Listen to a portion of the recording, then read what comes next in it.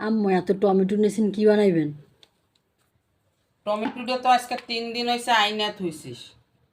আমি না ধরলে তো কেউই ধরবি না। সারা বছর যে তরকারি রান্না করবি এটার জন্য সস বানাই রাখবো। তোমরাও রাখো। এখন টমেটোর দাম কম। আর এই টমেটোগুলি একদম গাছ পাকা সুন্দর, বসুন্ধরার ভিতরে পাওয়া যায়। তো সেদিন আব্দুল আর আনারকুলি যাই নিয়ে এসছে। আগেও একবার অনেকগুলি বানাইছি, সপ্তাহখানিক আগে না। হুম। এইভাবে কাইটে ফ্রিজে রাখলে কি হয়, পরবর্তীতে তরকারির সাথে মিলে না। তো এই জন্য আমি গত বছরও রাখছিলাম, এবছরে একবার বানাই রাখছি। রান্না করার জন্য যে সসটা লাগে তরকারিতে দেয়, যে টমেটোটা, ওই সস বানাবো। এখন এই জন্য একটু ফ্রি আছি সন্ধ্যাবেলা, তা ভাবছি সুন্দর করে এরকম কাইটে এই যে নিয়ে নিতেছি। টমেটোগুলি টক টক, ছোট ছোট তো খুব ভালো। সব টমেটো কাইটে নিয়ে আসছি। লবণ দিয়ে দেব একটু। রসুন, বড় একটা রসুন নিচ্ছি, এইটা দেব। আদা কুচি দেব। শুকনো মরিচ দিব।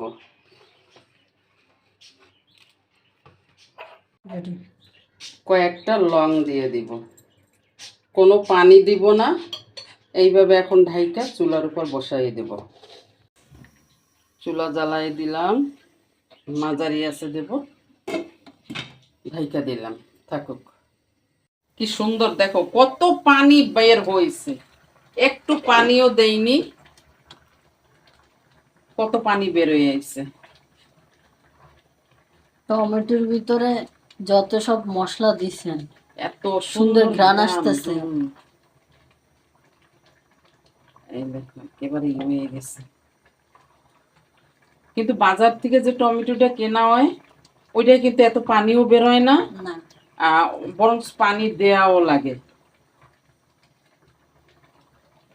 আমি কাটার সময় কইলাম না যে এইটার বোটা ধরার আগে সিরা পড়ে যেতেছে, আর বাজারের গুলো আনলে ধুইতে যে বোটা টান দিয়ে সিরাও খোলা যায় না।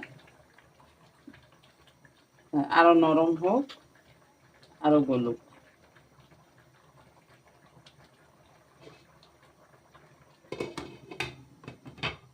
বাস, সেদ্ধ হয়ে গেছে সব।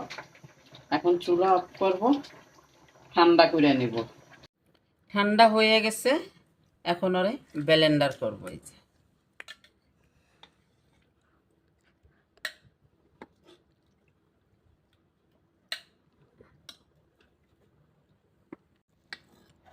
এই যে কত সুন্দর হয়েছে।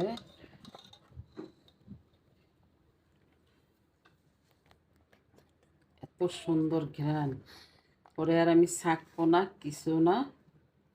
এই দেখো একদম ক্রিমের মতন পেস্ট হয়ে গেছে।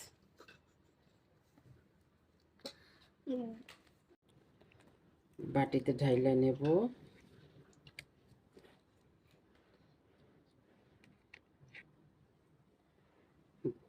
6 কেজি টমেটোতে এই হয়েছে। আলহামদুলিল্লাহ একদম ক্রিমের মতন হয়েছে, এত সুন্দর হয়েছে। আর জ্বালানো লাগবে না। আর এটা রান্না, তরকারি রান্না করার জন্য নুডলসে দেয়া যাবে। আজকেও আনারকলি আমি আগে বানাই রাখছিলাম, নুডলস রান্না করছে। সব কিছুর ভিতরে এই সসটা দেয়া যাবে। গরুর গোশ, গরুর গোশ, মুরগির গোশ, চাউমিন রান্না করো, নুডলস রান্না করো, ফ্রাইড রাইস রান্না করো, সব কিছুর ভিতরে এই সস সুন্দর দেয়া যাবে। এই দেখো অনেক সুন্দর হয়েছে, একদম ক্রিমের মতন। সারা বছর, কয়দিন পরে টমেটোর দাম বেড়ে যাবে সেই লেভেলের। তোমরাও হ্যাঁ, আম্মুর তোমরাও মতো চাইলে এইভাবে সুন্দর করে রাখতে পারো। এত সুন্দর একটা, তোমরা যখন বানাবা, আমি যেভাবে বানাইছি এইভাবে যদি বানাও, এত সুন্দর একটা ঘ্রাণ এই সসের। আমি এর আগের বছরও বানাই রাখছিলাম। আস্ত টমেটোটা পিস করে রাখলে কি হয়, ওইটার তরকারির সাথে মিলে না। আর এইটা অনায়াসে, আজকেও আমি গরু মাংস রান্না করছি। আমার আগের যে 15-20 দিন আগে সস আমি বানাই রাখছিলাম, ওই সসটা দিয়ে ওইটা দিয়েও রান্না করছি। আনারকলি নুডলস রান্না করছে, একদম তরকারির সাথে সুন্দর মিশে যাবে। টমেটোর দাম এখনো কম আছে, তোমরাও বানাও, বানাই দেখবা কেমন হয়। তো তোমরাও আম্মুর মতন এরকম বানাইয়া ফ্রিজ ভরে রাইখা দিও, সারা হ্যাঁ। বছর খাইতে পারবে। আর ট্রাই করে দেখবা যে এটা কত সুন্দর হয়। তো আমাদের একটা ইউটিউব চ্যানেল আছে, ওখানেও তোমরা সাবস্ক্রাইব করো।